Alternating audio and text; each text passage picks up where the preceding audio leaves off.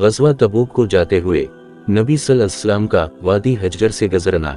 हज़रत इब्न उमर फरमाते हैं कि जब रसूल अल्लाह ही हम लोगों के साथ तबूक में उतरे तो कौम सुहमूद के इलाके मकाम हजर में ठहरे तो लोगों ने इन कनुओं से पानी भरा जहां से कौम सुहमूद पानी भरती थी, और इस पानी से आटा गूंदा और हांडियां पकाएं।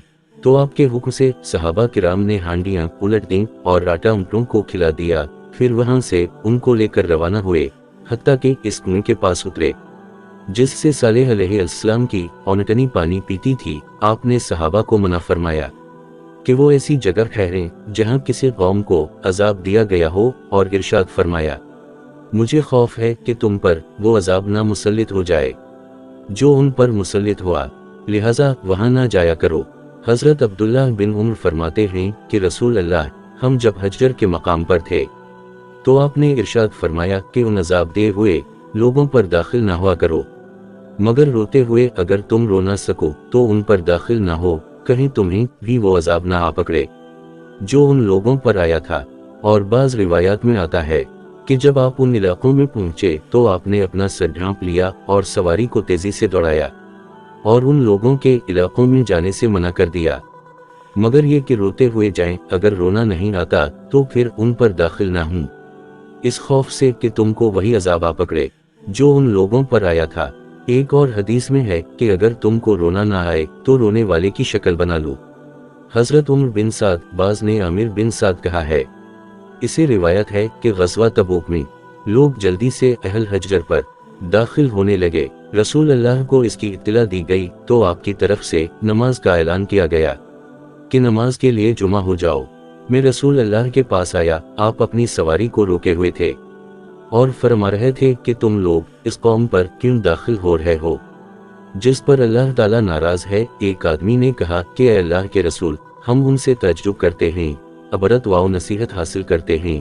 आपने फरमाया कि क्या मैं तुमको इससे तअज्जुब नगज़ीर बात ना बताऊं कि एक शख्स यानी आप सल्लल्लाहु अलैहि वसल्लम तुम में से है और पहले लोगों और बाज़ बाद वालों की तुमको खबर देता है, बस सीधे हो जाओ, बराबर हो जाओ, क्योंकि अल्लाह ताला तुमको भी अजाब देकर परवाह न करेगा, और अनकरीब एक ऐसी कौम आएगी कि वो अपने आप से अजाब इलाही में से कुछ न रोक सके। इस हदीस की सनद हुस्न है। जिक्र किया गया है कि हजरत सालेह अलैहिस्सलाम की कौम की उम्रें बहुत ही लंबी लंबी हुआ करती थी। वो मिट्टी के घर बनाते तो उनकी मौत से पहले ही वो घर खराब व बर्बाद हो जाते, तो फिर इन्होंने पहाड़ों को तराश तराश कर घर बनाना शुरू कर दिए। और ये भी कहा गया है कि जब कौम ने सालेह अलैहिस्सलाम से निशानी का मुतालबा किया था तो अल्लाह ताला ने पहाड़ की चट्टान से औनटनी निकाल दी। फिर अल्लाह ताला ने उनको हुक्म दिया कि औनटनी का ख्याल रखो और उसके पीठ के बच्चा की भी हिफाजत करो, और उनको डराया गया कि अगर तुम इस औनटनी को नुकसान पहुंचाओगे तो तुम पर अल्लाह का अजाब आ पहुंचेगा। और ये भी बता दिया गया कि अगर तुम इसकी कौंची काटोगे तो ये काम भी तुम्हारी बर्बादी व तबाही का बायस होगा। और उनको बता दिया गया कि इसकी कौंची काटने वाला कैसा शख्स होगा, वो सुर्ख रंगत और नीले गहरे धब्बों वाला होगा। इन्होंने दाइयों को शहरों में भेजा कि जब ऐसी सिफात व शक्ल का बच्चा मिल जाए तो उसको फौरन कत्ल कर दें। इस तरह एक लंबा अरसा गुजर गया। एक जमाने के लोग चले गए और दूसरे दूर के लोग आ गए, तो एक रईस अलकुम ने अपने बेटे के लिए अपनी जैसी हैसियत के रईस की बेटी का रिश्ता मांगा और उनकी शादी हो गई। इन दोनों से वो शख्स पैदा हुआ जिसने औनटनी की कौंची काट दी।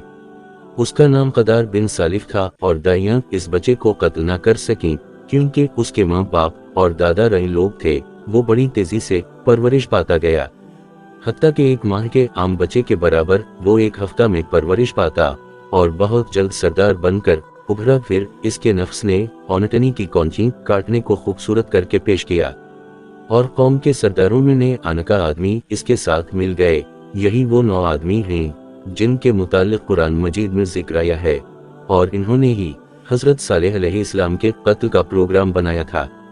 जब औनटनी के कत्ल का वाकया से पेश आया तो हजरत सालेह अलैहिस्सलाम औनटनी के गम में रोते हुए सरदारों के पास आए, तो वो आपसे माजरत करने लगे और कहने लगे कि ये काम हमारी जमात की तरफ से नहीं है, बल्कि ये चंद सरफरे नौजवानों का है।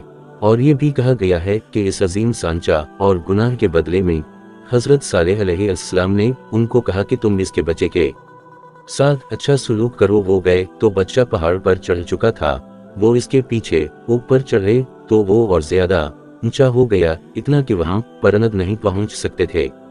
بچہ رویا یہاں تک کہ اس کے آنسو بہنے پڑے اور حضرت صالح علیہ السلام کی طرف متوجہ ہوا اور اس نے 3 دفعہ زوردار آواز نکالی۔